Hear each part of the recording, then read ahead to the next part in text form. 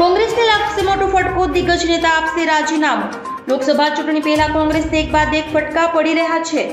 આ દરમિયાન ગઈકાલે નારણભાઈ રાઠવાએ રાજીનામું આપ્યા બાદ કેસરીઓ ધારણ કરી લીધો છે। આ દરમિયાન હવે ઉત્તર ગુજરાતથી કોંગ્રેસ માટે ચિંતાજનક સમાચાર સામે આવી રહ્યા છે। વાત જાણે એમ છે કે લોકસભા ચૂંટણી પહેલા ધાનેરામાં ભડકો થયો છે। વિગતો મુજબ ધાનેરામાં પૂર્વ ધારાસભ્ય જોઈતા પટેલે કોંગ્રેસમાંથી રાજીનામું આપ્યું છે। આ તરફ અનેક મોટા સમાચાર એ છે કે હવે દાતાના વર્તમાન ધારાસભ્ય કાંતિ ખરાડી પણ રાજીનામું આપી શકે છે।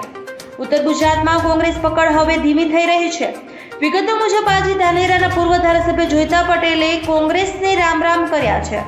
પૂર્વ ધારાસભ્ય જોઈતાભાઈ પટેલ પ્રદેશ પ્રમુખને રાજીનામું મોકલ્યું છે। આ તરફ કોંગ્રેસના દિગ્ગજ ગણાતા જોઈતા પટેલના રાજીનામાથી કોંગ્રેસ અવઢવમાં મુકાઈ ગઈ છે।